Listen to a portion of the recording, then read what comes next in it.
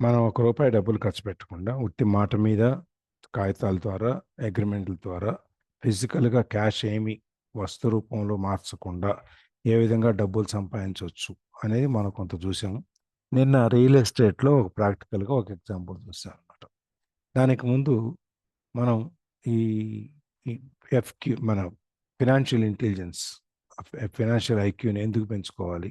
పెంచుకుంటే మనకు వచ్చే లాభం ఏంటి? అనేది కూడా చూసాం.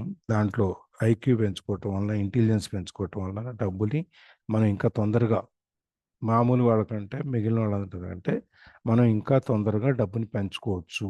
డబ్బుని మల్టిప్లై చేసుకుంటూ వెళ్ళొచ్చు అని చెప్పి మనం చూసాము.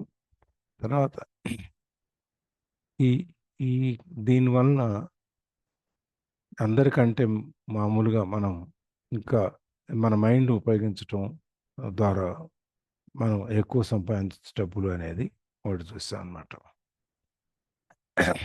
అందుకని మనం ముందు ఏదైనా ఒక సబ్జెక్ట్ చూసేటప్పుడు ఏం చెప్తారు? మనకి థియరీ నేర్పుతారు. తర్వాత సమ్స్, ప్రాక్టికల్స్ ఉంటాయి అవి నేర్పుతారు.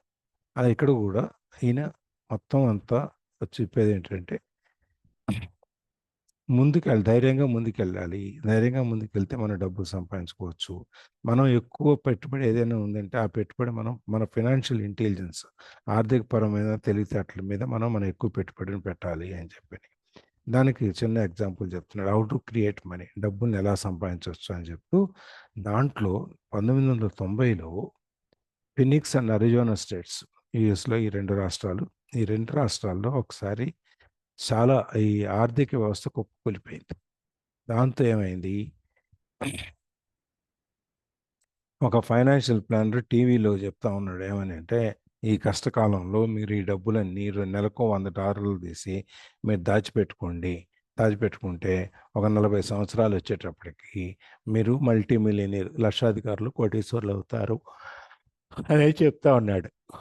ఒక విధంగా అది కరెక్టే గానీ,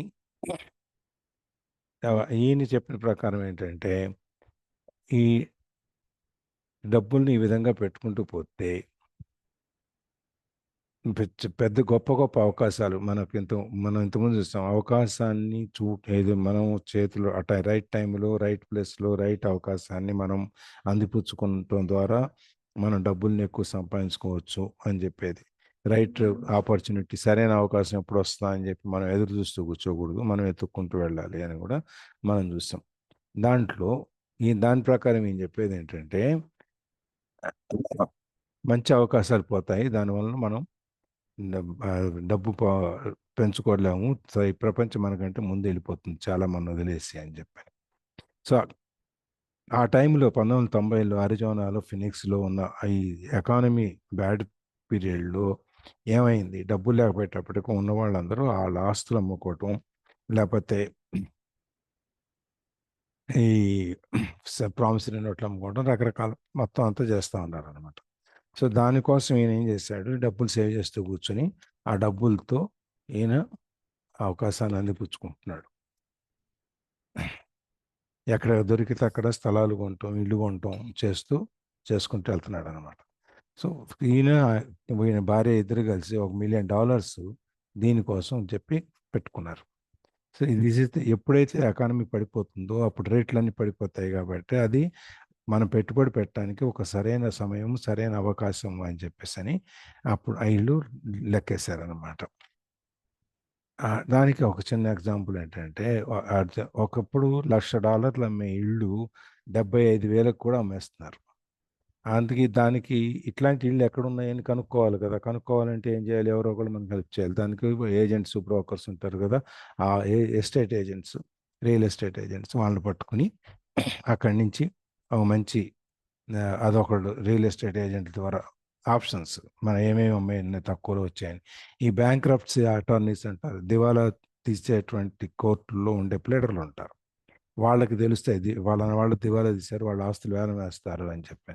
అట్లాంటి వాళ్ళని ఇలా ఈ విధంగా ఒక కోర్టులో ఆస్తులు వేలం వేసే చోట ఈ విధంగా 3, 4 చోట్ల ఆయన మనుషుల్ని పెట్టుకొని కొంటున్నాడనమాట.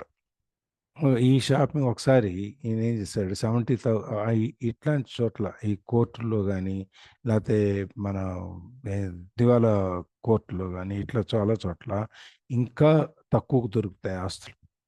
బయట మామూలుగా కొన్నదానికంటే కోర్టుల్లో ఎవరు పెద్ద పాడేవాళ్ళు ఉండరు, పోటీ ఉండదు కాబట్టి మనకి ఆస్తులు 75 20,000 రూపాయలు కూడా దొరుకుతాయి అనమాట. చాలా తక్కువ దొరుకుతాయి. ఈయన ఏం చేశాడు,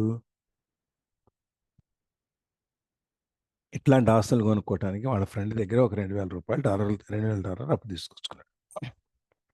అది కూడా 90 రోజుల్లో $200 మళ్ళీ వేసి 10% ఇంట్రెస్ట్ వేసి ఇచ్చేట్టు 90 రోజుల్లో. అంటే 2,000 ప్లస్ $2,200 90 రోజులు ఇవ్వాలన్నమాట. తర్వాత ఈ డబ్బులు తీసుకెళ్ళి వాళ్ళు ఒక లాయర్కి ఇచ్చేసి ఈ ఇల్లు తీసుకున్నాడు. ఇల్లు కొనేటప్పుడు ఏం చేశాడు, ఇల్లు కొంటూనే $75,000 ఇల్లు కొంటూనే 75,000 హౌస్ పేపర్లోకి అడ్వర్టైజ్మెంట్ ఇచ్చాడు. $75,000 ఇల్లు 60,000కి అమ్ముతున్నాము, కావాల్సిన వాడు కొనుక్కోండి అని. దానికి చాలామంది వస్తారు కదా. అయితే ఇక్కడ ఒక అట్రాక్షన్ ఏంటంటే దీంట్లో ఈ ఇల్లు కొనుక్కోవటానికి పెట్టుబడి ఏం పెట్టక్కర్లా. ఒక ప్రామిసరీ నోట్ రాసి ఇచ్చేసి ఎవ్రీ మంత్ దాని మీద ఇంట్రెస్ట్ కడతా ఉంటే చాలు. ఆ ప్రామిసరీ అంటే ఇప్పుడు మన హౌసింగ్ లోన్ తీసుకున్నట్టు మన ప్రామిసరీ నోట్ అక్కడ సంతకం పెడతాం, ఇంటి పత్రాలు వాళ్ళకి ఇచ్చేస్తాం బ్యాంకులో, వాళ్ళు మనకి లోన్ ఇస్తారు, ఇల్లు కొనుక్కుంటాము, మన నెల నెల ఈఎంఐ కట్టుకుంటూ వెళ్తాం, లోను ఇంట్రెస్ట్ కలిపి 30 ఏళ్ళ తర్వాత మనకి మన ఇల్లు మనకు సొంతం అవుతుంది. అలాగే ఇక్కడ కూడా ఈయన ఒక చిన్న ఆ, ఒక అట్రాక్షన్ పాయింట్ పెట్టాడు అనమాట. 75,000 ఇల్లు 60,000కి అమ్ముతున్నాము, పైగా మీరు ముందుగా డబ్బు కట్టే పని లేదు అప్ ఫ్రంట్ అనేటప్పటికి చాలామంది వస్తారు కదా. అట్లా వచ్చారు.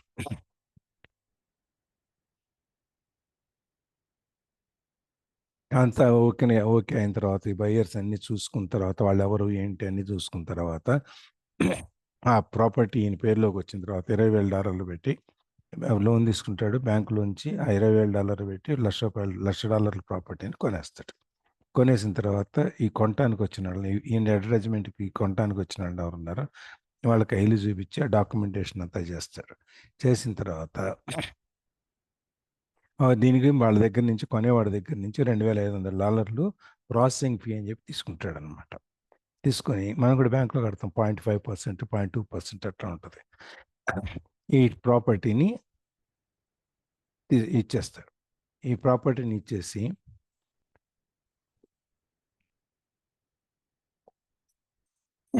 ఇక్కడి నుంచి మీ ఏం చేస్తాడు, ఈ వచ్చిన ఇప్పుడు ఏమైంది, 75,000 రూపాయలు 75,000కి వచ్చింది. 75,000 60,000కి అమ్మాడు. దీనికి 20,000 అప్పు తీసుకున్నాడు. ఈ 60,000 అప్పిచ్చాడు. ఈయనకి వచ్చిన ప్రాఫిట్ ఎంత, 40,000. అంతే కదా. రూపాయలు 20,000 ఇల్లు, దాన్ని 60,000కి అమ్మాడు, 40,000 ఈయనకి ప్రాఫిట్ వచ్చింది. ఈ 40,000 కూడా క్యాష్ రాకుండా ఈయన వాళ్ళకి వడ్డీకి వాళ్ళని ఏమన్నాడు, మీరు డబ్బు కట్టక్కర్లేదు, మీరు నాకు నెల నెల వడ్డీ ఇస్తే చాలు 10% ఇంట్రెస్ట్ అని చెప్పి 10% ఇంట్రెస్ట్లో 40,000 మీద $4,000 పర్ మంత్ ఈయనకి వచ్చేది అనమాట. ఈ విధంగా మొత్తం ఒక 5 గంటల టైంలో ఈయన ఏం చేశాడు, ఈయన $2,500 ప్రాసెసింగ్ ఫీ తీసుకున్న దాన్ని ఈయనకి వాళ్ళ ఫ్రెండ్కి ఇచ్చేసాడు, అప్పు ఇచ్చేసాడు, అక్కడ అయిపోయింది. రెండోది, ఈ $40,000 రాకపోయినా నెలకు $4,000 వడ్డీ వస్తుంది సంవత్సరానికి. సంవత్సరానికి $4,000 వడ్డీ వస్తుంది. ఈ విధంగా ఆయన ఒక డీల్ చేశాడు అనమాట. ఈ డీల్ అంతా చేయడానికి 5 గంటల టైం పట్టింది. 5 గంటల్లో $40,000 సంపాదించుకుని దాని మీద సంవత్సరానికి $4,000 వడ్డీ కూడా సంపాదించుకుంటున్నాడు. దీనికి ఇన్కమ్ స్టేట్మెంట్ ఎట్లా వేయాలి అంటే, ఈ 40,000 క్రియేట్ చేసిన దాన్ని అసెట్స్లో చూపించుకుంటున్నాడు. $20,000 ఏమో మార్టిగేజ్ లోను, $40,000 నుంచి వడ్డీ ఇన్కమ్ వస్తుంది. ఈయనకుండే ఖర్చు ఏంటి, ట్యాక్సెస్, మార్టిగేజ్ పేమెంట్. మార్టిగేజ్ కట్టాలి కదా, అప్పు తీసుకుని బ్యాంక్ దగ్గర నుంచి అది కట్టాలి, దాని మీద ఉండే ట్యాక్సెస్ కట్టాలి. ఈయనకి మొత్తం అంతా ఇదే, వేరే ఖర్చు ఏం లేదు దీనికి. ఆ వచ్చే $4,000 వస్తే దీనికి సరిపోద్ది అనుకుంటా.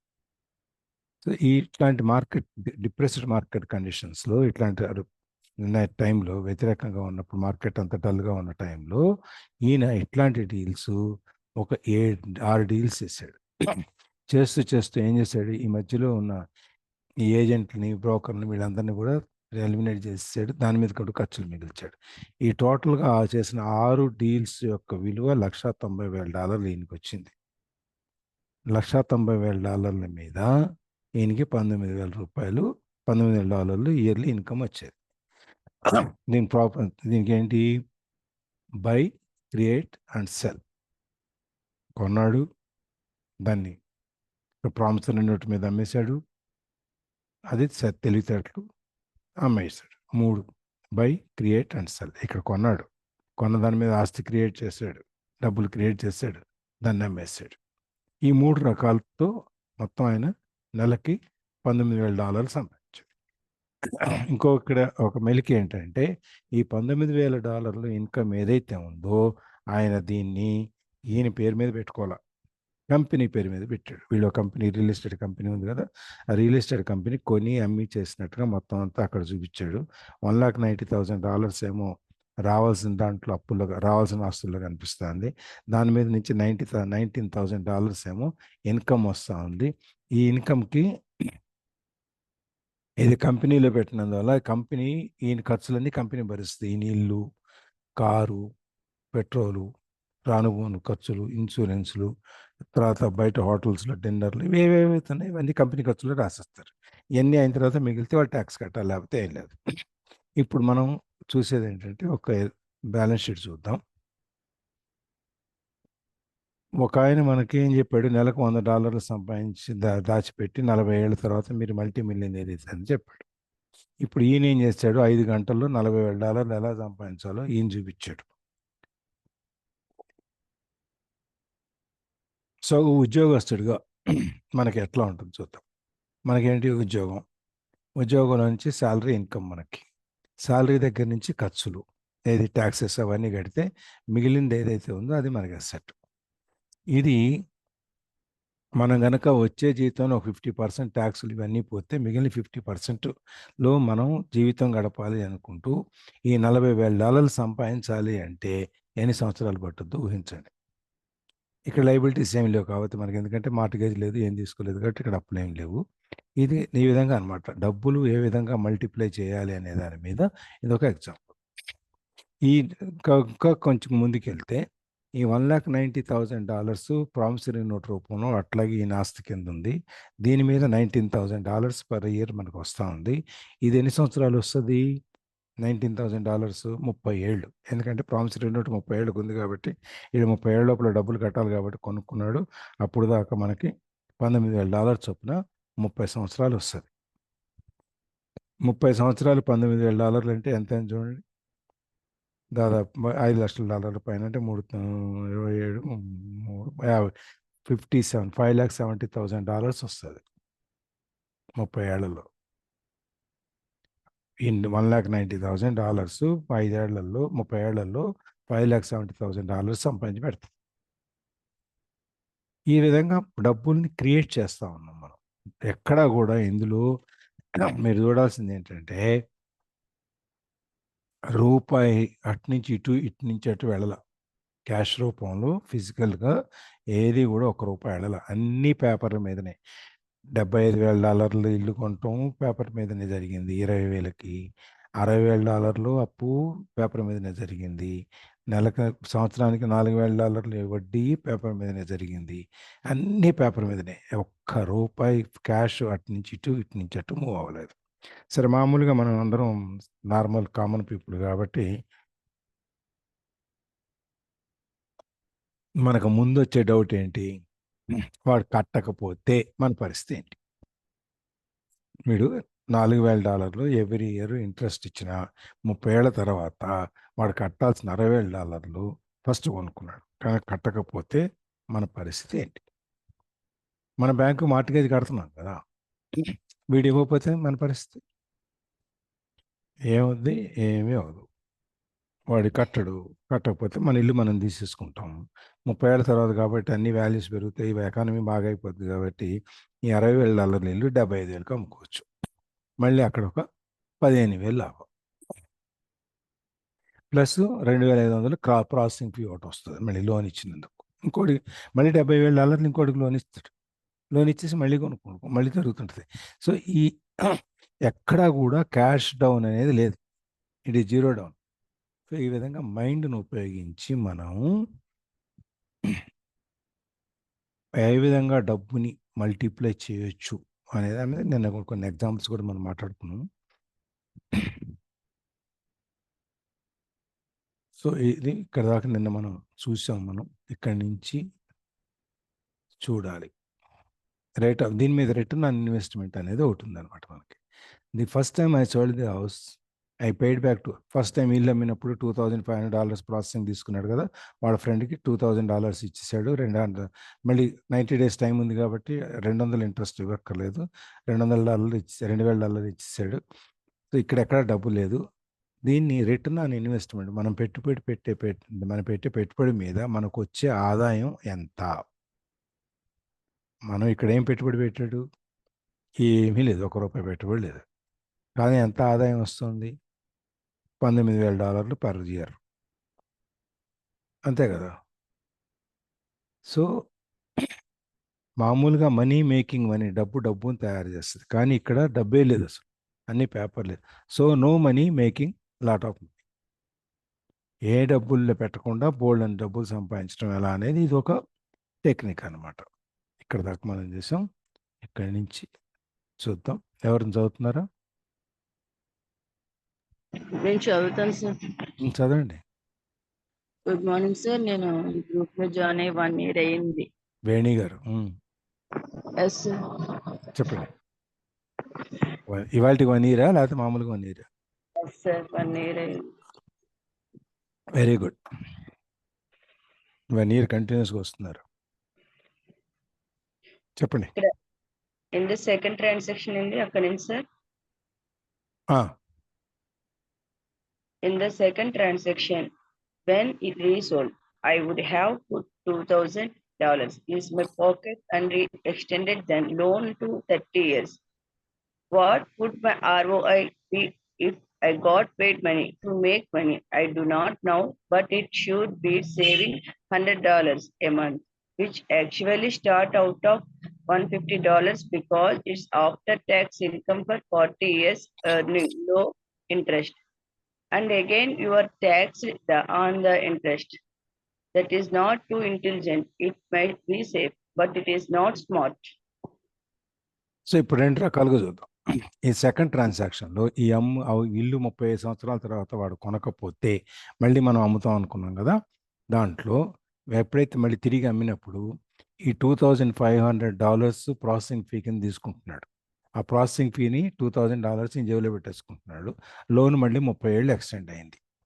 దీని మీద రేట్ ఆఫ్ మన రిటర్న్ ఆన్ ఇన్వెస్ట్మెంట్ ఎంత అంటే, if I got paid money to make money, మనం డబ్బు ఖర్చు పెట్టి డబ్బు తీసుకుని వస్తే మన రిటర్న్ ఆఫ్ ఇంట్రెస్ట్ ఎంత అనేది తెలియదు, ఎందుకంటే ఇది కంటిన్యూస్గా పెరుగుతూ ఉంటుంది కాబట్టి. But it sure beats saving $100 a month. ఆయన మనకు ఒక ఫైనాన్షియల్ కన్సల్టెంట్ నెలకు $100 దాయమని చెప్పాడు కదా. ఎంత వచ్చినా రిటర్న్ ఆన్ ఇన్వెస్ట్మెంట్ పెట్టుబడి మీద ఎంత తిరిగి వచ్చినా కూడా అది ఈ $100 కంటే ఎక్కువే ఉంటుంది, తక్కువ అయితే ఉండదు. లేదు, నువ్వు $100 బదులు $150 పెట్టినా కూడా 40 సంవత్సరాల తర్వాత కదా వాడు చెప్పింది, 40 సంవత్సరాల పాటు $100 మీరు సేవ్ చేయండి, మల్టీ మిలియనీర్ అవుతారని చెప్పి. ఈ $100 పెడితే 40 సంవత్సరాల తర్వాత ఈ వచ్చే డబ్బు ట్యాక్స్ పోయిన తర్వాత మనకి ఇప్పుడు ఇక్కడ డిపాజిట్ ఇంట్రెస్ట్ మీద మనం వడ్డీలు కడతాం, ట్యాక్స్ కడతాం కదా. ₹10,000 వరకు ట్యాక్స్ ఎగ్జామ్టెడ్ డిపాజిట్ ఇంట్రెస్ట్ మీద, తర్వాత వచ్చే ఇంట్రెస్ట్కి మనం ట్యాక్స్ కట్టాలి. ఇక్కడ కూడా మన ఇండియాలో కూడా బ్యాంకులో డిపాజిట్ చేస్తే up to 10,000 interest accrued, interest దేని మీద ఎంతైతే సంపాదించామో బ్యాంకులో ఇచ్చిన డిపాజిట్ మీద అది ఇన్కమ్ ట్యాక్స్ లేదు. దానికి పైన వచ్చే దాని మీద మనం మన స్లాబ్ని బట్టి ఇన్కమ్ ట్యాక్స్ కట్టుకుంటూ వెళ్ళాలి. సపోజ్ 150, 100 కాదు 150 అనుకున్నాం అనుకోండి, ఇన్కమ్ ట్యాక్స్ కట్టిన తర్వాత 45 సంవత్సరాల తర్వాత దాని రిటర్న్ ఆన్ ఇన్వెస్ట్మెంట్ ఎంత ఉంటుంది. ఇప్పుడు 10% మనం 10% ఇంట్రెస్ట్ వేసుకున్నాము, 10% ఇంట్రెస్ట్లో ట్యాక్స్ 50% పోయింది. సో 5% అంటే తక్కువ వడ్డీ కదా. ఇప్పుడు అక్కడేమో వడ్డీ ట్యాక్స్ లేకుండా మనకి 10% ఇంట్రెస్ట్ వస్తుంది, ఇక్కడేమో ట్యాక్స్ కట్టి 5% ఇంట్రెస్ట్ తీసుకుంటాం. సో మనకు వచ్చే వడ్డీ మీద మనకి ట్యాక్స్ పడింది. మన సేవింగ్స్ 40 ఏళ్ల తర్వాత ఎంత అవుద్ది అంటే it's not too intelligent. It may safe కానీ బట్ దాంట్లో వచ్చే ఆదాయం చాలా తక్కువ. బ్యాంకులో 40 ఏళ్ళకి వస్తే వడ్డీ ఇంట్రెస్ట్ ట్యాక్స్లు కట్టిన తర్వాత మనకు రియల్గా వర్కౌట్ అయ్యే వడ్డీ 5%, 6% వర్కౌట్ అయితే 40 సంవత్సరాల తర్వాత వచ్చేది ఎంత ఉంటుంది? మనకి ఎంత మనం వేసి $100, $150 నెలకి వేసేది ఎంత అవుద్ది? మన లెక్క ఏంటి ఒకసారి? $150 నెలకు దాచాం అనుకోండి, 12 నెలలకి 1800 sir. 1800 into 40 years,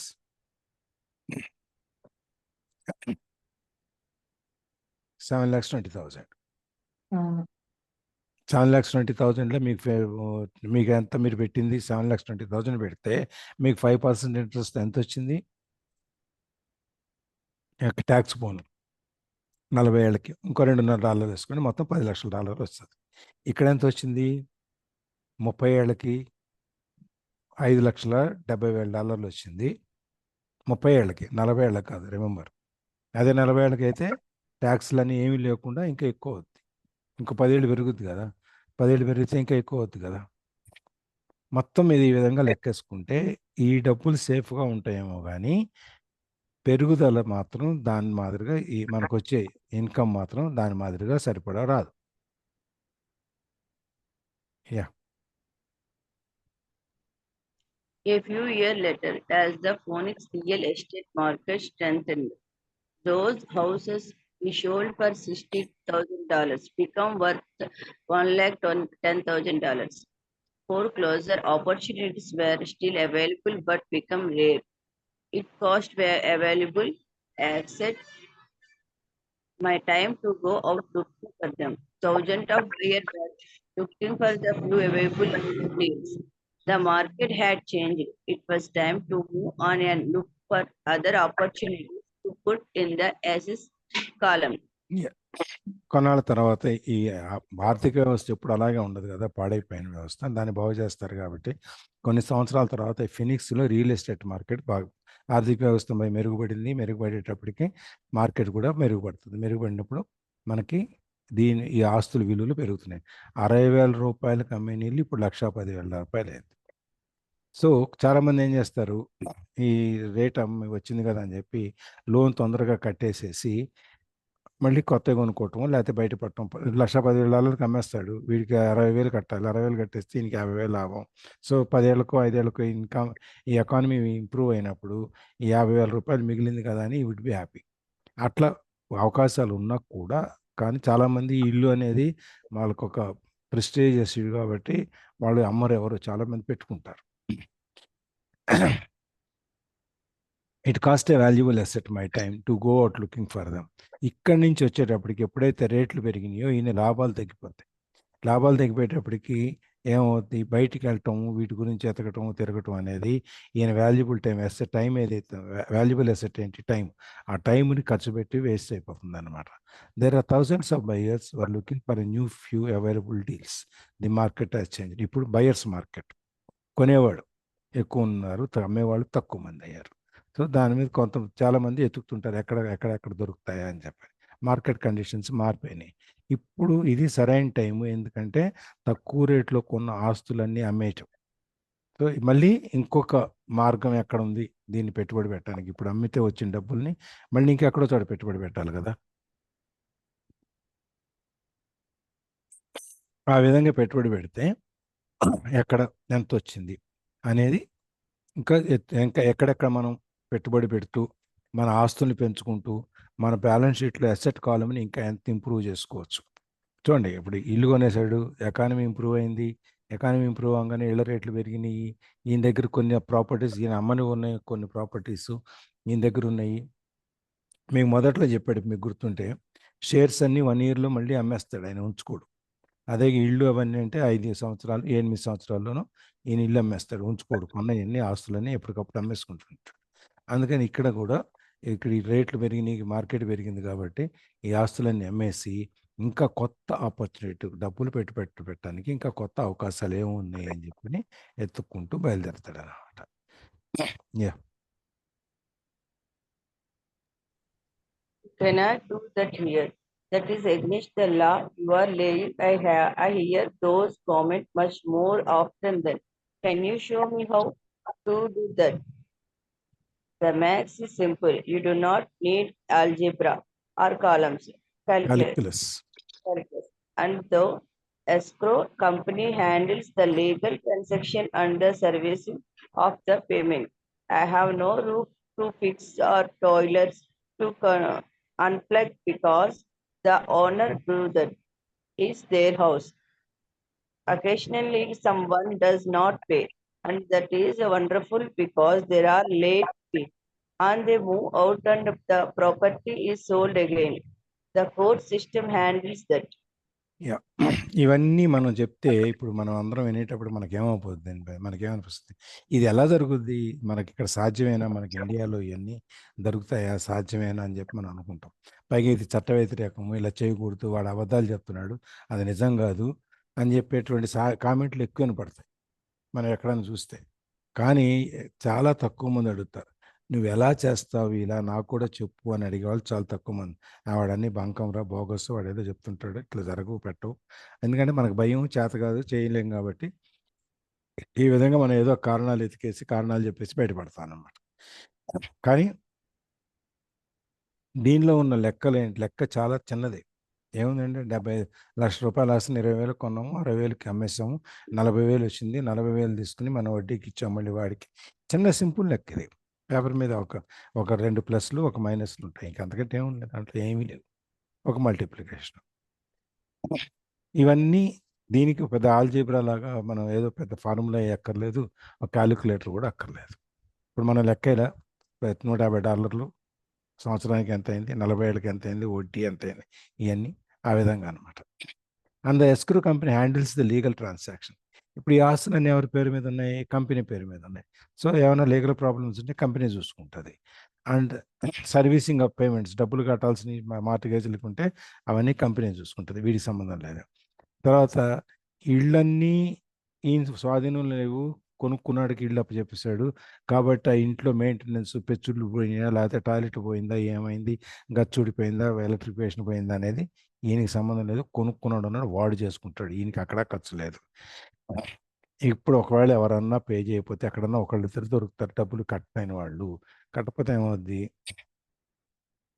వాడు లేట్ వాళ్ళని ఈ నెల రావాల్సిన డబ్బులు రాకపోతే లేట్ ఫీ $4,000 మీద లేట్ ఫీ మళ్ళీ ఇంకో 5% 10% పడుతుంది మళ్ళీ 4,200 4,400 మళ్ళీ వస్తుంది లేదు వాళ్ళు కట్టలేక వెళ్ళిపోయారు ప్రాపర్టీ మళ్ళీ అమ్మేసుకుంటాడు ఈయనకి వచ్చే బాధ ఏం లేదు అమ్మటం కొనటం ఇవన్నీ ఏం చేయాలనేది ఆ కోర్టులో ఉన్న మన అటార్నీ స్ప్లిటర్లు పెట్టుకుంటాం కదా వాళ్ళు చూసుకుంటారు ఈయన పని ఎంతసేపు డబ్బులు వెనకేసుకోవటమే ఖర్చులన్నీ కంపెనీ మీద నుంచి వెళ్తాయి వచ్చిన కేసులు లీగల్ ఏమైనా ఉంటే అది కోర్టులో వాళ్ళు చూసుకుంటారు కంపెనీ చూసుకుంటుంది ఈయనకి అది ప్రాబ్లం లేదనమాట yeah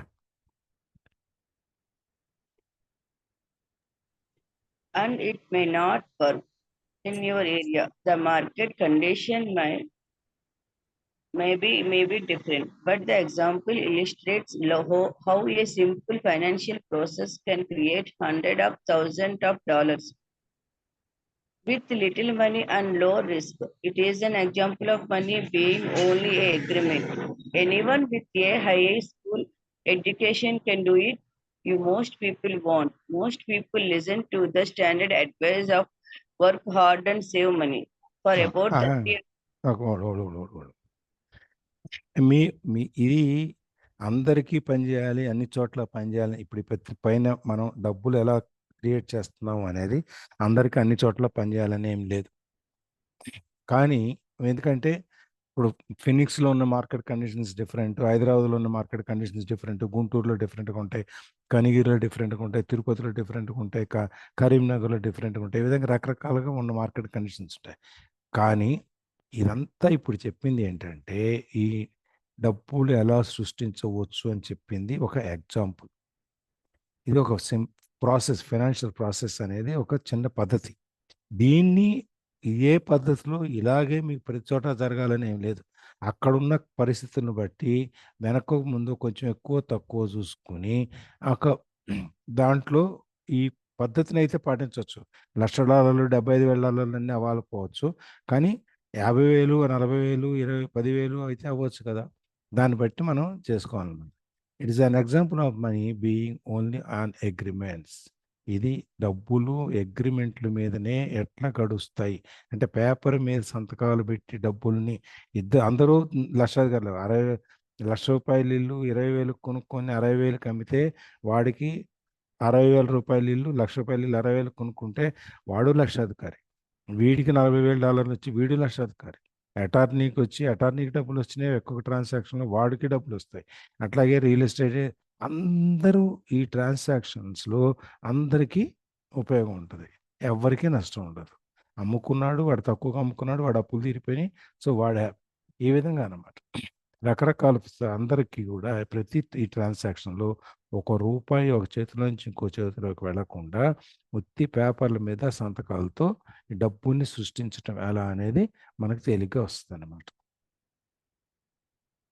most people listen to the standard advice of work hard and save money. కానీ ఇంత తేలిగ్గా మనం ఎన్ని ఎక్స్ప్లెయిన్ చేసినా కూడా ఇప్పుడు మనం డబ్బు సంపాదించడం ఎలా, రిచ్ డాడ్ పూర్ డాడ్ అనే పుస్తకం మొదలు పెడితే 16 మంది నుంచి వాళ్ళు 8 మందికి వచ్చాం.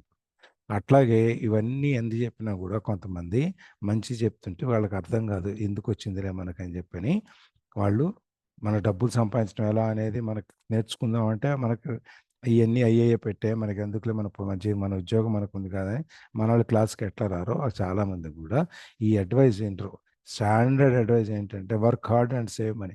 బాగా కష్టపడి పని చేయి, డబ్బులు మీకు పొదుపు చేసుకో అనే దాని మీదనే నమ్ముతారు. కానీ డబ్బుల్ని మల్టిప్లై చేయటం ఎట్లా, క్రియేట్ చేయటం ఎట్లా, మనం ఎక్కడ తెలివిగా మనం పెట్టుబడి పెడితే మనకు ఆదాయం ఇంకా ఎక్కువ ఎన్నింతలు ఎక్కువ వస్తుంది అనేది మాత్రం మనం వినాం.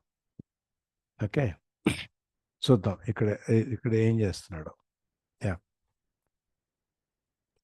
For about 30 hours of work, approximately $1,90,000 we created in the asset column and no tax was paid. Which one sound harder to you?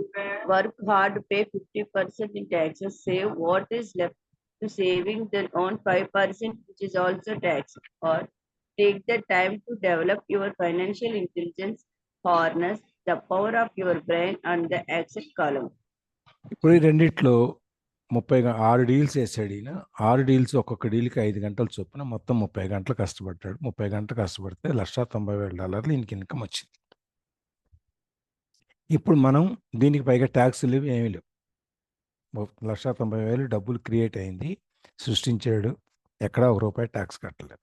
ఇప్పుడు 2 సినారియోస్, రెండు విషయాలు. ఎట్లా జీతం మీద కష్టపడి ఉద్యోగం చేసి సంపాదించిన దానికి దీనికి ఈ రెండిటికి ఎట్లా వస్తుంది, ఏది బాగుంటుంది మనకి చూడండి. వర్క్ హార్డ్, కష్టపడు, సంపాదించు, జీతం తీసుకో, దాంట్లో 50% ట్యాక్స్ కింద పోద్ది. దెన్ మిగిలిన దాంట్లో సేవ్ చెయ్యి, దాని మీద ఎంత వస్తుంది, 50% ట్యాక్స్ పోగా వచ్చిన దాన్ని సేవ్ చేస్తే మనకి అది కూడా వచ్చే వడ్డీ ఎంత, 5%, అది కూడా ట్యాక్సబుల్. అదే కాకుండా ఈ విధంగా కనుక ఫైనాన్షియల్ ఇంటెలిజెన్స్ని ఉపయోగిస్తే మన యొక్క బ్రెయిన్ పవర్ ద్వారా మనం ఒక అసెట్ని ఏ విధంగా క్రియేట్ చేయగలిగాం. అంటే మైండ్ను ఉపయోగించటమా, శారీరక శ్రమ, బ్రెయిన్ శ్రమ, ఏది మెదడుతో పనిచేయటమా, శరీరంతో పనిచేయటమా, ఏది కరెక్ట్? డబ్బులు ఎంత వచ్చిందని పక్కన పెట్టండి. ఇప్పుడు 2 వ్యక్తులు ఉన్నారు, మెదడుతో పనిచేయాలి సార్. దానికనే 2 వ్యక్తులు ఉన్నారు, ఇద్దరికి 2 గొడ్డళ్ళు ఇచ్చారు, 2 చెట్లు నరకమన్నారు. ఒకడేమో 2 గంటల్లో చెట్టు నరికేసాడు, ఒకడేమో సాయంత్రం దాకా కొట్టినా కూడా చెట్టు అవల. ఎందుకని? ఒకరేమో గొడ్డలకి పదును పెట్టి కొట్టారు, ఇంకొకళ్ళేమో మొద్దు గొడ్డలతో కొట్టారు. పదును పెడితే టైం అయిపోద్ది, వేస్ట్ అయిపోద్ది అని చెప్పని వేస్ట్ చేయకుండా పదును పెట్టకుండా మొండి గొడ్డలతో కొడితే అది ఎక్కడ దిగుద్ది, చెట్టు తెగదు. రెండోవాడు తెలివితేటలతో ముందు 1 గంట సేపు ఖర్చు అయినా పర్వాలేదు పదును పెట్టాడు, కొడితే చెట్టు త్వరగా పోయింది, నరకగలిగాడు అనమాట. అది ఇంటెలిజెన్స్ని మనం ఉపయోగించాలి. బ్రెయిన్ని ఇంటెలిజెన్స్ని ఉపయోగిస్తేనే మనకి ఎక్కువ లాభం వస్తుంది. మనం కాకపోతే మన బ్రెయిన్ని మనము సేఫ్గా దాచిపెట్టి వాడకుండా అది తుప్పు పెట్టిపోద్ది. మనం ఇట్లాగే పొద్దున్నుంచి సాయంత్రం దాకా కష్టపడుతూ ఉంటాం.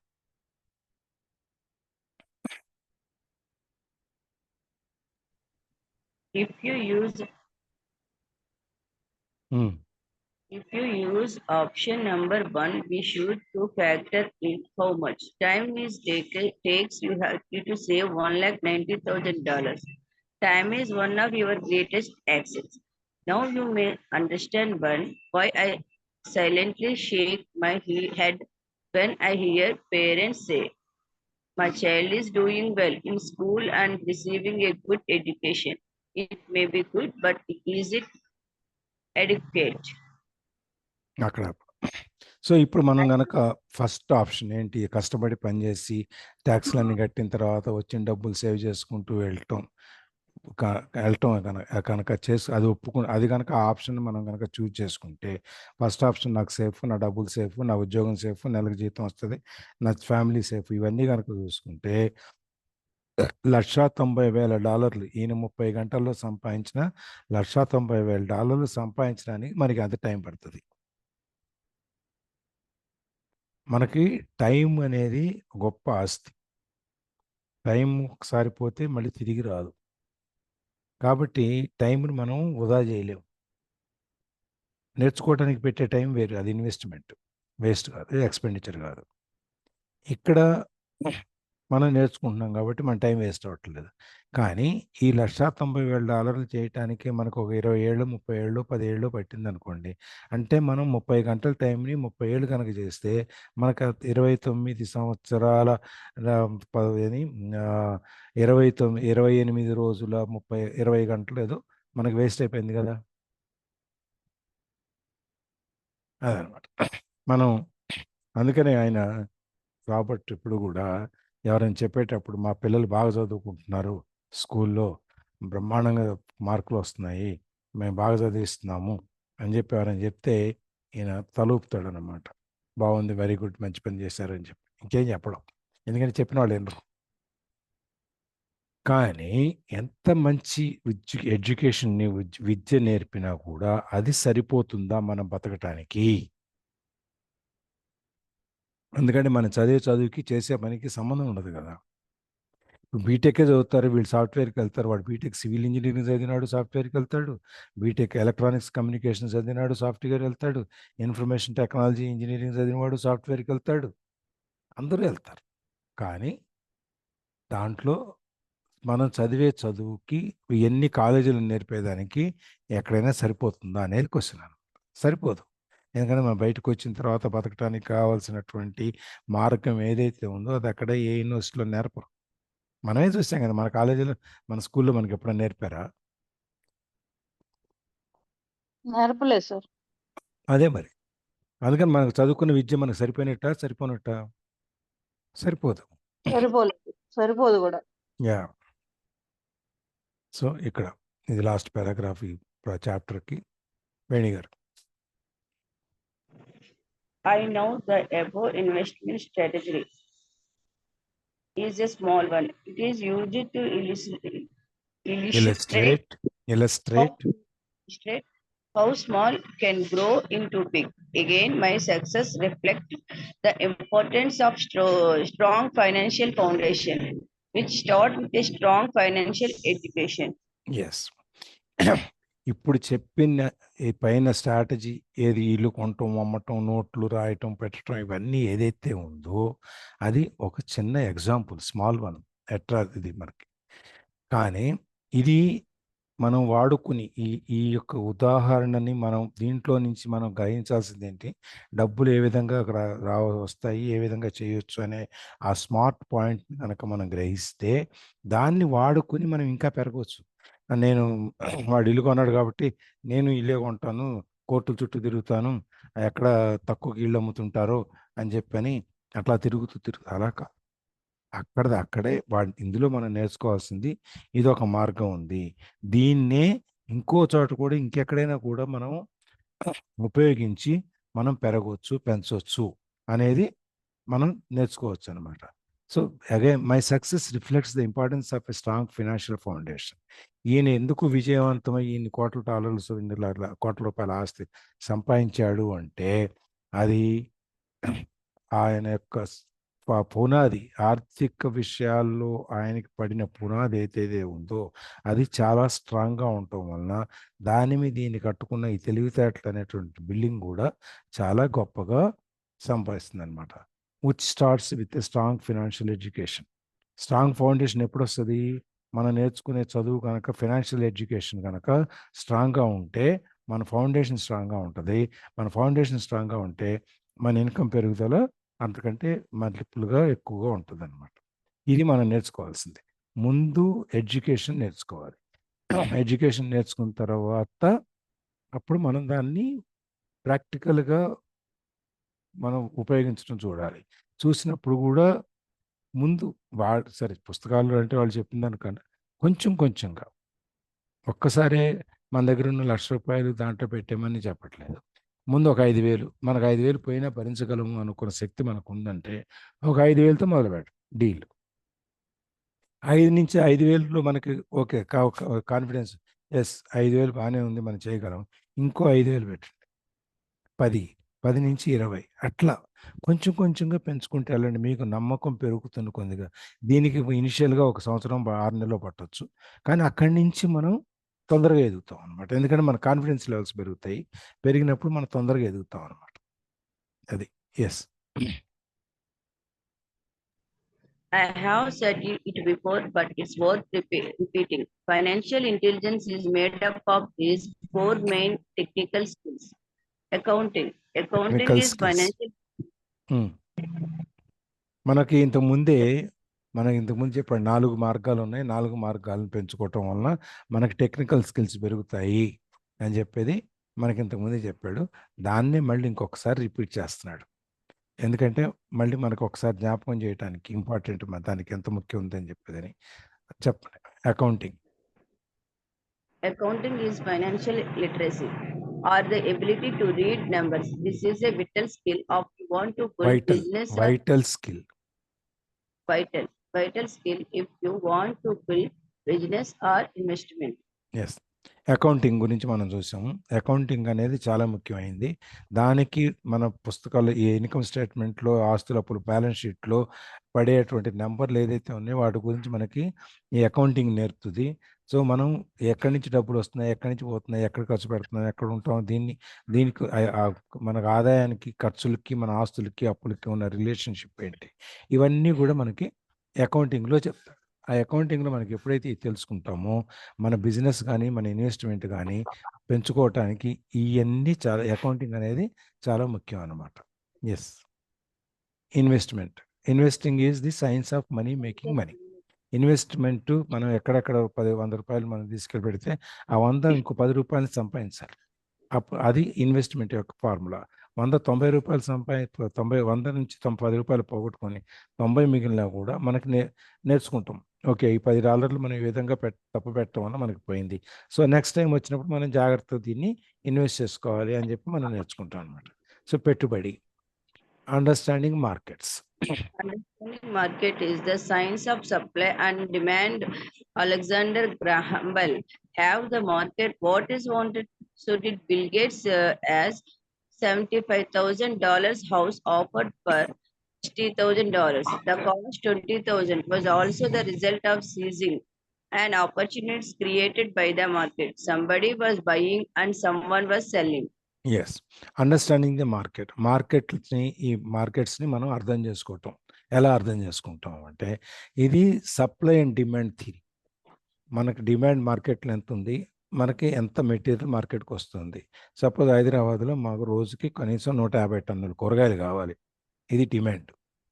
120 టన్నులే వచ్చింది అనుకోండి, 150 టన్నుల బదులు 120 టన్నులు వస్తే 30 టన్నులు షార్టేజ్ వచ్చింది. అప్పుడేమవుతాయి, రేట్లు పెరుగుతాయి. అదే మార్కెట్లో 150 డిమాండ్ ఉంటే 170 వచ్చింది అనుకోండి, రేటు తగ్గుతుంది. ఈ డిమాండ్ అండ్ సప్లై ఈ రెండు ఎప్పుడూ సమానంగా ఉండాలి. సమానంగా ఉన్నప్పుడు రేటు సమానంగా ఉంటుంది. ఎక్కువ చతువులు ఉంటే దాని ప్రకారం ఈ సప్లై డిమాండ్ థియరీ మారుతూ ఉంటుంది అనమాట. ఇప్పుడు అలెగ్జాండర్ గ్రాహం బెల్ కానీ, బిల్ గేట్స్ కానీ వీళ్ళంతా ఏం చేశారు, మార్కెట్లో ఏది కావాలి అనేది చూశారు. ముందు ఫోన్ అనేది లేదు, ఫోన్ కనిపెట్టాడు. ఫోన్ కనిపెట్టిన తర్వాత ఇది కమ్యూనికేషన్‌కి, సమాచార వ్యవస్థ పెరగటానికి చాలా ఉపయోగపడింది. So, everybody wanted that. అందరూ మనకు ఫోన్ పెట్టుకోవాలనుకున్నారు. డిమాండ్ ఎక్కువైంది. వీడిని సప్లై చేయలేకపోయాడు. అమ్ముదాం అనుకున్నాడు. అమ్ముదాం అనుకుంటే కుదరలేదు. సరే ఈయనే మళ్ళీ పెట్టి పెద్దది చేస్తే AT&T అనే కంపెనీ ఇంటర్నేషనల్‌గా మల్టీనేషనల్ కంపెనీ ఒకటి తయారైంది. అట్లాగే బిల్ గేట్స్ విండోస్ కనుక్కున్నాడు. విండోస్ దగ్గర నుంచి ఇంకెక్కడికి వెళ్ళిపోయాడో తెలుసు మనకి. ఈ విధంగా అన్నమాట. వీళ్ళందరూ ఆ డిమాండ్ మార్కెట్‌లో లేని దాన్ని సృష్టించి, డిమాండ్ క్రియేట్ చేసి వాళ్ళు అన్నీ అమ్ముకున్నారు. దాన్ని అమ్మారు. అట్లాగే ఇక్కడ 75,000 ఇల్లుని రూ. 60,000 అమ్మి, రూ. 20,000 కొని రూ. 60,000 అమ్మి, అది అంటే అక్కడ ఉన్న ఆపర్చునిటీ అవకాశాన్ని వీళ్ళు చేజిక్కించుకుని, వాళ్ళు వెంటనే మార్కెట్ క్రియేట్ చేసిన అవకాశాన్ని వీళ్ళు పట్టుకున్నారు, సంపాదించుకోగలిగారు. సో, ఎక్కడో ఎవరో అమ్ముతున్నారు, ఎవరో కొంటున్నారు, మధ్యలో ఎవరో లాభం పొందుతున్నారు. ఈ విధంగా మార్కెట్‌ని అండర్‌స్టాండ్ చేసుకోవాలి మనం. తర్వాత లా అనేది చట్టం ఉంది. ఆ చట్టం ప్రకారం మనకేమేమి ఉన్నాయో, చట్టాలేమున్నాయి, ఏంటి అనేది accounting regulations, corporate regulations, company law, తర్వాత స్టేట్ లాసు, ఫెడరల్ అంటే మొత్తం మన రాష్ట్రానికిలో ఎట్లాంటి ట్యాక్స్‌లు ఉన్నాయి, సెంట్రల్ గవర్నమెంట్ దేశం మొత్తం మీద ఎలాంటి ట్యాక్స్‌లు ఉన్నాయి, ఇవన్నీ ఎట్లా కడతారు, ఏంటి, ఇవన్నీ కూడా మనం నేర్చుకుంటే చట్ట ప్రకారమే, రూల్ ప్రకారమే మనం సంపాదించుకుంటూ, మనం మిగుల్చుకుంటూ రూ. 1 ట్యాక్స్ కట్టకుండా ముందుకెళ్ళొచ్చు. ఎప్పుడు మనకి ఆ విషయం గురించి తెలిసి, మరి గేమ్ గురించి తెలిస్తే కదా మనం బాగా ఆడగలుగుతాం. లేకపోతే ఆడలేం కదా. Yes. It is this basic foundation or the combination of the skills that is needed to be successful in the pursuit of wealth. Whether it's to be through the buying of small homes, apartment buildings, companies, stocks, bonds, precious metals, precious baseball cards, or the like. ఇది basic foundation. ఈ 4 గురించి తెలియాలి. లేదు ఈ 4 కానీ, 4లో combination కానీ, మొత్తం కానీ తెలిసి ఉండటం అనేది మనం మన డబ్బు సంపాదించాలి అనేటువంటి దానికి ముఖ్యమైనది.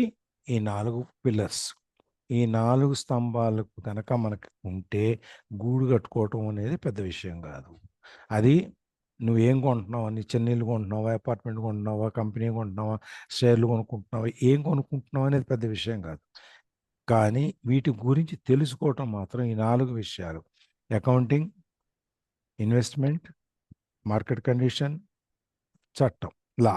ఈ 4 గురించి తెలుసుకుంటే మనకి మిగిలినవన్నీ ఆటోమేటిక్గా దాని ప్లేస్లో అది వచ్చి కూర్చుంటుంది.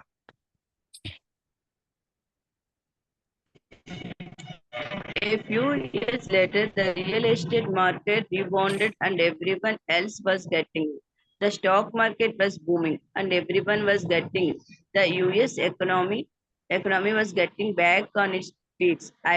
I began selling and was now traveling to Peru, Norway, Malaysia, and Philippines. The investment landscape Philippines. The investment landscape had changed. We were no longer buying real estate. Now I just watch the value climb inside the asset column and will be probably being in selling. I suspect that some of those 6 little house deal will sell and the $40,000 note will be converted to cash. I need to call my accountant to be prepared for cash and seek way to shelter it. కొన్ని సంవత్సరాల తర్వాత ఈ real estate market బ్రహ్మాండంగా పెరిగింది. So, అందరూ బ్రహ్మాండంగా తెలిసినవాడు, తెలియనివాడు ప్రతివాడు రియల్ ఎస్టేట్ మార్కెట్లోకి వచ్చేసాడు. అందరూ కొనేసి అమ్మేసి దాంట్లో అక్కడ బాగా డబ్బులు ఉన్నాయని చెప్పి ప్రతివాడు రావటం జనరల్ కదా. ఎక్కడెక్కడ సంపాదన ఎక్కువ ఉంటుందో, అట్రాక్షన్ ఎక్కువ ఉంటుందో అక్కడ ఎక్కువ మంది వస్తారు. కాబట్టి మార్కెట్ క్రౌడ్ అయిపోద్ది. ఆ క్రౌడ్ అయిపోయిన టైంలో మనం బయటకు వచ్చేయాలి అక్కడి నుంచి. మనం ఇనిషియల్ స్టేజ్లో మార్కెట్లోకి ఎంటర్ అయ్యాము, క్రౌడ్ అయిపోయింది, చాలామంది జనం వచ్చేసారు, ఇక ప్లేస్ ఇరికైపోతుంది. ఇరికైపోయినప్పుడు మనం ఏం చేయాలి? అక్కడి నుంచి బయటకు వచ్చేయాలి. ఇక్కడే ఉన్నాను కదా, ఇక్కడే సంపాదించాను, నేను ఇక్కడే ఉంటాను అనుకుంటే ఇంకా మూలకి మనం ఇరుక్కోవాల్సి వస్తుంది అనమాట. అలా కాకుండా బయటకు వచ్చేయాలి. ఆ బయటకు వచ్చినప్పుడు ఇది ఆ టైంలో రియల్ ఎస్టేట్ ఎప్పుడైతే పెరుగుతుందో స్టాక్ మార్కెట్ కూడా పెరుగుతుంది. మనం కూడా చూస్తున్నాం కదా ఇక్కడ మన స్టాక్ మార్కెట్ 75,000 పాయింట్లకి వెళ్ళింది బాంబే స్టాక్ ఎక్స్చేంజ్. అదే నిఫ్టీలో 23,000 24,000 పాయింట్స్ నిఫ్టీలో వచ్చింది నేషనల్ స్టాక్ ఎక్స్చేంజ్లో. ఎక్కడి నుంచో 1,200 పాయింట్లు 20,000 పాయింట్లు ఉన్న బిఎస్సి ఎన్ఎస్సిలు ఇప్పుడు 75,000 పాయింట్లు 24,000 పాయింట్లు మనకు తిరుగుతూ ఉన్నాయి. అట్లా ఎప్పుడైతే స్టాక్ మార్కెట్ పెడుతుందో అక్కడ కూడా జనం మొదలయ్యారు. సో ఎకానమీ వచ్చి మళ్ళీ వెనక్కి వచ్చి మామూలుగా దాని కాళ్ళ మీద అది నిలబడి ఎకానమీ ఇంప్రూవ్ అయిపోయింది ఆర్థిక వ్యవస్థ అంతా. ఇప్పుడు ఏంటినా చేయాల్సింది, ఎప్పుడైతే ఆర్థిక వ్యవస్థ పెరిగిందో రేట్లు పెరుగుతున్నాయో మెల్లగా ఈ స్టార్టెడ్ సెల్లింగ్ ఒక్కోటి అమ్మేసి ఇప్పుడు అక్కడ అమెరికాలో ఎక్కువైపోయింది, ఇంకా క్రౌడ్ అంతా ఎక్కువైపోయింది అన్ని చోట్ల అంతా. అందుకని ఇప్పుడు ఎక్కడైతే తక్కువ ఉంటుందో ఆ దేశాలు ఎత్తుక్కోవాలి. సో ఆ దేశాలు ఏంటి, పెరు, నార్వే, మలేషియా, ఫిలిప్పైన్స్ ఇట్లాంటి కంట్రీస్ ఎత్తుక్కొని ఇప్పుడు ఇక్కడి నుంచి తీసుకెళ్ళేటప్పుడు అక్కడ పెట్టుబడి పెడతాడు అనమాట. ఇప్పుడు మనకు చూడండి ఫారిన్ ఇన్వెస్ట్మెంట్స్ మనకు వస్తాయి, ఫారిన్ డైరెక్ట్ ఇన్వెస్ట్మెంట్, ఎఫ్డిఐలు, ఎఫ్ఐఐలు, ఫారిన్ ఇన్స్టిట్యూషనల్ ఇన్వెస్ట్మెంట్స్. ఈ విధంగా మనకి ఎందుకని మన ఎకానమీ స్ట్రాంగ్గా ఉంది, మన ఎకానమీ పెరుగుతుంది కాబట్టి ఇక్కడ డబ్బులు చేసుకోవచ్చు అని అమెరికా నుంచి, యూరోప్ నుంచి, ఎక్కడి నుంచో డబ్బులు ఇక్కడ పెట్టుబడి పెట్టి ఇక్కడి నుంచి దాన్ని షేర్లలో పెట్టి ఆ షేర్లు పెరిగినప్పుడు అమ్మేసి మళ్ళీ వాళ్ళ డాలర్లో వాళ్ళు వెనక్కి తీసుకెళ్ళిపోతున్నారు. అందుకని మనకి రూపాయలు 45 రూపాయలు ఉన్న డాలర్ రూపాయలు 83 వచ్చింది. ఈ విధంగా అనమాట. ఒక చోట ఎకానమీ పెరుగుతుంటే ఇంకో చోట ఎక్కడో పెట్టుబడి అవసరం చోటకి అక్కడికి వెళ్ళి మనం పెట్టుబడి పెట్టుకుంటే వెళ్ళాలి. So the investment landscape had change. ఇప్పుడు పెట్టుబడి పెట్టే వాతావరణం అంతా మారిపోయింది. We're no longer buying real estate. ఈయన మొత్తం ఈ ఆస్తులు కొనటం అమ్మటం ఆపించాడు. I just watch the value climb inside the asset column and will probably begin selling. ఈయన కొనటం ఆపేశాడు. ఈయన ఆస్తుల పట్టీలో ఉన్న ఆ 7 డీల్స్ ఏదైతే చేశాడో ఆ 7 డీల్స్ మొత్తం ఆస్తులు పెరుగుతున్నాయి పేపర్ మీద చూస్తుంటే ఇక ఇప్పుడు బహుశా ఏంటి ఈయనకు మిగిలింది ఈ 7 ఆస్తులు కాకుండా ఈయనకు సొంతంగా కొన్న ఆస్తులు ఉన్నాయి కదా. ఇప్పుడు ఈయన చేయాల్సింది ఏంటి, ఈయన చేసేది మెల్లమెల్లగా ఈయన డబ్బులు ఆ ఆస్తులు అమ్ముకోవటం. ఇప్పుడు మనకు ఒక ఎగ్జాంపుల్ చెప్పాడు కదా, $60,000 వీళ్ళకి అమ్మేసి $20,000 కొని 60,000 అమ్మి 40,000 మిగుల్చుకున్నది. వాడు కూడా ఒక్కోసారి ఏమవుద్ది అంటే ఎప్పుడైతే ఈ ఆస్తుల విలువ పెరిగిందో, సో మనం ఇప్పుడు 60,000 కొన్నాం, ఇప్పుడు 1,20,000 అయింది, 7 ఏళ్లలో 8 ఏళ్లలో ఇంకా మనకు చాలా బోల్ డబ్బులు వచ్చినాయి అని చెప్పని అది అమ్మేశాడు అనుకోండి. ఈయనకి ఈ $40,000 వీడు రాసి ఇచ్చాడు కదా ప్రో నోటు, ఆ $40,000 ఈయనకి వెనక్కి ఇచ్చేస్తాడు కదా అప్పుడు అమ్మేసినప్పుడు. ఈయన అప్పు ఉంటుంది కాబట్టి అప్పుడు మనం ఈ $40,000 చేతికి వస్తే మనం ఏం చేయాలి, ఎక్కడ ఇన్వెస్ట్ చేయాలి అనే దాన్ని కూడా ఈయన రిటైర్ అయిపోతున్నాడు. అంటే ఈయన చెప్పేది ఏంటి, మనము ఇక్కడ ఉన్నదాంతో తృప్తి పడకుండా డబ్బులు ఖాళీగా ఉంచకూడదు. అందుకని మనం ఏమేమి వస్తాయి, మనం అందరితో టచ్లో ఉంటాం కాబట్టి మనం ఎవరెవరికి నోట్లు రాశారో వాళ్ళు మన అందరితో ఇల్లు కొనుక్కున్న వాళ్ళ దగ్గర వాడు కట్టే పరిస్థితిలో ఉన్నా మనకు తెలిసిపోద్ది. మనం మాట్లాడుతుంటేనే నేను కట్టేద్దాం అనుకుంటున్నాను, అమ్మేద్దాం అనుకుంటున్నాను, ఏదో ఒక చిన్న ఇండికేషన్ వస్తుంది కదా. వచ్చినప్పుడు ఈ ఎంఎస్టీ $40,000 మనకు ఆ నోటు మీద ఉన్న డాలర్లు క్యాష్ మనకు వస్తుంది. ఈ క్యాష్ వచ్చిన అన్నాళ్ళు ఖాళీ పెట్టుకుంటాం. అందుకని ఈ మే నెలలో జూన్లోనో క్యాష్ వస్తుంది కాబట్టి మనం జూన్లో ఇన్వెస్ట్ చేసేయాలి, మ్యాక్సిమం జూలైలో. ఎక్కడెక్కడ ఇన్వెస్ట్ చేయాలి, ఎలా ఇన్వెస్ట్ చేయాలి, ఈ డబ్బుని అనేది ఇక్కడే ప్లాన్ చేసి పెట్టేసుకుంటాడు ముందే. డబ్బులు వచ్చాక బీరువాలో పెట్టి ఇది ఎక్కడ పెట్టాలో అని ఆలోచించడు. డబ్బులు రావటానికి ముందే రెడీ అయిపోతాడు. రెడీ అయిపోయి ఈయన డబ్బులు పెట్టుబడి పెట్టుకోవటానికి సిద్ధంగా ఉంటాడు. రాగానే పెట్టుబడి పెట్టిన టైం వేస్ట్ అవ్వదు అనమాట. టైం వేస్ట్ కాకపోతే ఇంట్రెస్ట్ వేస్ట్ అంతా లాస్ ఉండదు అట్లా. యా ఈ The paragraph point I like to make is the investment come and go. The market goes up and come down. Economies improve on cash. The world is always handing your opportunities of a lifetime every day of your life, but all too often we fail to see them. But they are there, and the more the world changes and the more technology changes, the more opportunities there will be to allow you and your family to be financially secure for generation to come. ఇక్కడ ఇంతకీ చెప్పొచ్చేది ఏంటంటే ఈయన investments వస్తాయి పోతాయి, మార్కెట్లు పెరుగుతాయి తగ్గుతాయి, ఎకానమీ ఇంప్రూవ్ అవుద్ది లేదా కింద పడిపోద్ది. ఏదైనా కానీ, ఏ సందర్భంలో అయినా కానీ, ఈ ప్రపంచం నీకు కొన్ని ఆపర్చునిటీస్, అవకాశాలు ఇస్తోంది. జీవితంలో ఒకేసారి వస్తుంది అటువంటి టర్నింగ్ పాయింట్.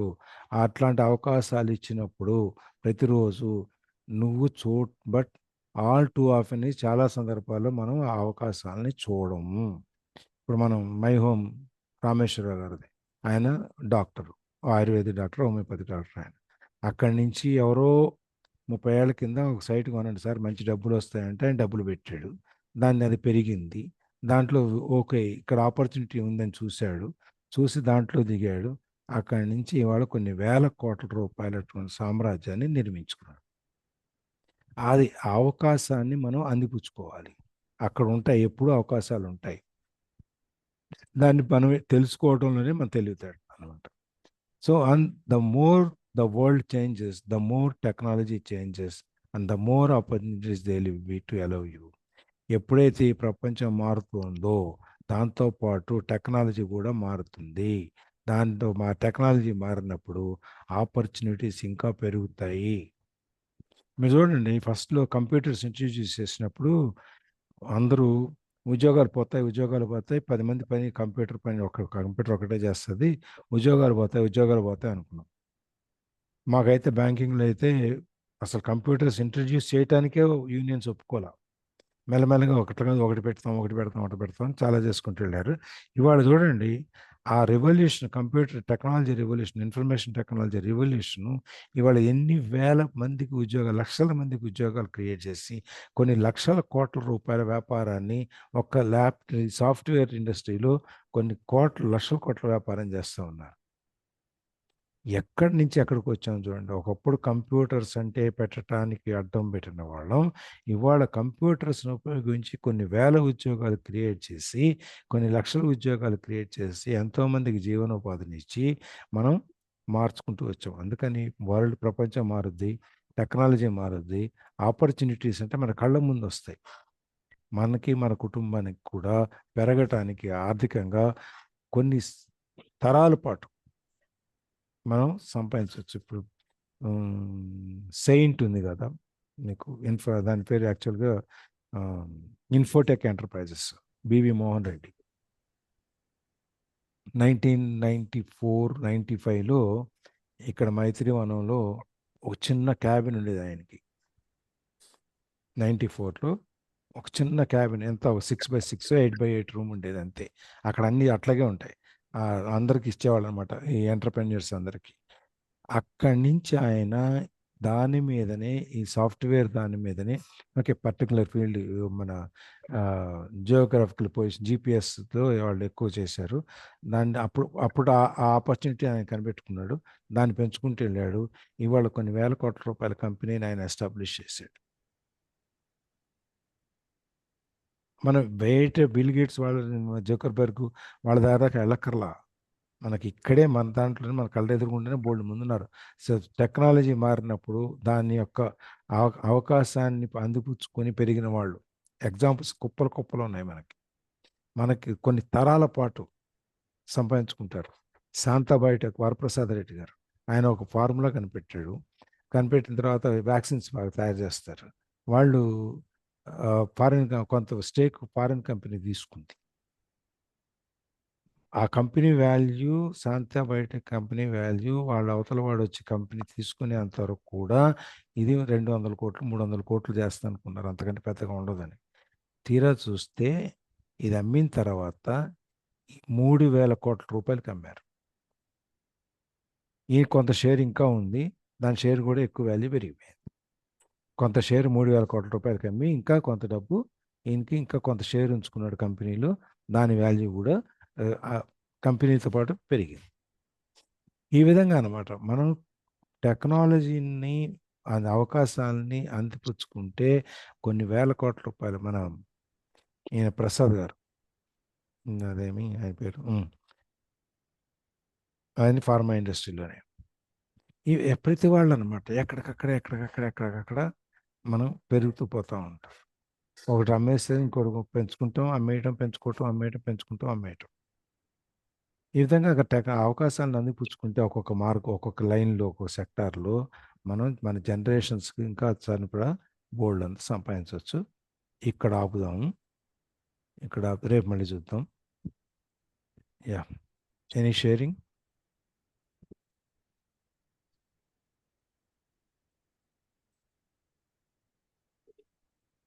ఎవరైనా షేరింగ్ ఉందా దీంట్లో? ఏమన్నా తెలియాల్సింది, తెలుసుకోవాల్సింది, లేకపోతే నలుగురికి నేర్పాల్సింది? నేను చెప్తాను సార్. సార్ ఫస్ట్ మీకు థ్యాంక్ యూ సార్, నమస్కారం. ఇంత క్లియర్ గా చెప్తున్నందుకు. అయ్యో, ఓపిక చేస్తున్నందుకు thank you sir. Thank you. మన పని అది కదా. కరెక్టే కానీ సార్ చాలా వర్క్ సార్ ఇది, చాలా. నా లైన్ అది కాబట్టి మొదటి నుంచి ఫైనాన్స్ లైన్లో ఉన్నాం కాబట్టి కొంచెం తేలిగ్గా ఉంటుంది మిగిలిన కంటే. బట్ అందరికీ తెలిసిందే రూపాయిని మనం ఎట్లా పెంచాలి అనేది అందరికీ తెలిసిందే. ఎంత తెలివిగా పెంచుతున్నాం అనేది తప్ప. చెప్పండి సావిత్రి గారు. మా బాబాయ్ గారు ఇట్లా పైకి రావడం అనేది నేను కళ్ళారా చూశానండి. ఫస్ట్ ఆయన మెడికల్ షాప్ పెట్టారు. ఆ మెడికల్ షాప్ రన్ చేస్తూనే రియల్ ఎస్టేట్ లోకి వెళ్ళారు. ఫ్లాట్ల బిజినెస్ పెట్టారు. అందులో నుంచి ఆ అమౌంట్ తీసి పొలాల మీద కొనడానికి పెట్టాడు. అలా ఈ రోజు నేను అనుకోవటము 100 ఎకరాలు ఉండింటది సార్. అయితే అది మొత్తం ఆయన ఏం చేసేవాడంటే ఒక 100 రూపాయలు ఉంటే 130 రూపాయలు పెట్టి కొనేవాడు. అంటే 30 రూపాయలు బయట అప్పు ఎందుకు తెస్తావు అంటది మా పిన్ని. ఆయన అంటాడు, నేను నిదానంగా తీర్చుకుంటాను అప్పు. ఈ 100 రూపాయలని నేను ఇట్లాగా ఉంచితే అయిపోతది. అందుకని అప్పైనా ఉంది అని చెప్పి అప్పైనా తీర్చుకుంటా గానీ అయిపిచ్చడం ఎందుకని, ఆ విధంగా ఎంత ఉంటే అంత కొనడానికే చూసేవాడు గానీ, ఈ ఇతరత్ర ఖర్చులు పెట్టేవాడు కాదు. ఉంది గదా అని జెప్పి, నాకిప్పుడు ఈ పొలం అమ్మితే నేను కొన్నదానికి ఎక్కువొచ్చింది ఈ రోజు అని జెప్పి, ఇంకా ఎక్స్‌ట్రా ఏమైనా కొందామా, ఇంట్లోకి ఇంకేమైనా కొందామా అనేది చేసేవాడు కాదు. ఇప్పటికి కూడా ఇంకా కొంటనే ఉంటున్నాడు. అమ్ముతూనే ఉంటాడు, కొంటూనే ఉంటాడు. మేమే అనుకుంటాం ఇంకెంత ఓపికుంది మా బాబాయ్ దగ్గర అని. కానీ ఆయనకి ఆశ. ఆశ కాదు, అది ఆ ఫన్, అది వాళ్ళ ఆట. అది ఇంక ఆ బిజినెస్‌లోకి అలవాటు పడిపోయాడాయన. ఆ ఆట అట్లా ఆడుకుంటూ పోతూనే ఉంటారు. ఆట ఆగదు. అవును. ఆశ కాదు అక్కడ ఆట. ఈ ఖాళీ మీరు కూర్చుని చెప్పేసరికి నాకు ఆయనే గుర్తొచ్చారు. ఇంకా ఎక్కడ ఏదైనా ఉంది పొలం అమ్ముతున్నారు లేదా స్థలం అమ్ముతున్నారంటే అక్కడికెళ్ళిపోతాడు. ఫ్యాషన్ సావిత్రి గారు, మనకి చీరలు అంటే ఎలా ఉంటది, వాటిని అట్లా ఆయన పెంచుకున్నాడు అనమాట. అట్లాగా అది ఒక స్టేజ్ దాటిపోయిన తర్వాత అది ఆట వాళ్ళకి. అది ఆశ అనేది తర్వాత. ఎంత సంపాదిస్తాం అనేది కాదు, ఖాళీ కూర్చొని ఏం చేస్తాం అనేది లెక్క. ఆ సైకిల్ ఆగకూడదు. సైకిల్ ఆగిపోతే ప్రోగ్రెస్ ఆగిపోతుంది, అభివృద్ధి ఆగిపోతుంది. ఓకే. థాంక్యూ. మనదే ఎగ్జాంపుల్ సార్. మార్నింగ్ మన ముగ్గురమే ఉన్నాం. ఎక్సర్సైజ్ చేయాలా వద్దా, ఎవరి కోసం ఎందుకు, మన కోసం మనం చేసుకుందాం అని చెప్పి స్టార్ట్ చేశాం. 11 మంది. అలాగే చిన్నగా నెట్టుకుంటా 11 మంది వచ్చినారు. ఇవాళ ఇంకా వంశీ గారు ఇంకా 2-3 రాలేదు. లేకపోతే రెగ్యులర్ వంశీ గారు రాలేదు. వంశీ గారు, సుబ్బారెడ్డి గారు రాలేదు. వాళ్ళు వస్తే మన స్ట్రెంగ్త్ వచ్చేసినట్టు. అవును. ఎవరన్నా షేరింగ్స్ ఉన్నాయా అండి?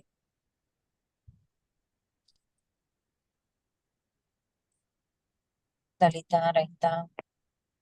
కన్యా జర్నీలో ఉన్నావా? నేను ఈ అవునండి. రోజు వినబడబోతే వెళ్ళి స్టార్ట్ అయి ఉంటారు అనుకున్నాను తల్లి. స్టార్టింగ్ లో చెప్పాను. అప్పుడే స్టార్ట్ 5కి వచ్చేసింది లైన్ లో. 5కి వచ్చేస్తున్నాను. అక్కడ కారకంగానే ఇక్కడ ఆన్ చేసేస్తున్నారు. ఎక్కగానే అక్కడ దర్గా దగ్గర ఆగుతాం, మా ఇంటి దగ్గర. సార్ ప్లేస్ మారారు. ఎవరు, నేనా? ఆ, ముందు రూమ్ కొంచెం ఆక్యుపై అయిపోయింది, అందుకని హాల్లోకి వచ్చాను. ఎవరు సార్ ఆక్యుపై చేసుకుంది మీ ప్లేస్ ని? నేనే చేసుకుంటా, ఇంకెవరు చేస్తారు? ఆ, అక్కడ సామాన్ వచ్చింది, అందుకని హాల్లోకి వచ్చాను. Okay sir. మీ కటన్ మిస్ అవుతున్నట్టున్నారు. వారం నెక్స్ట్ వీక్ వెళ్ళిపోతా.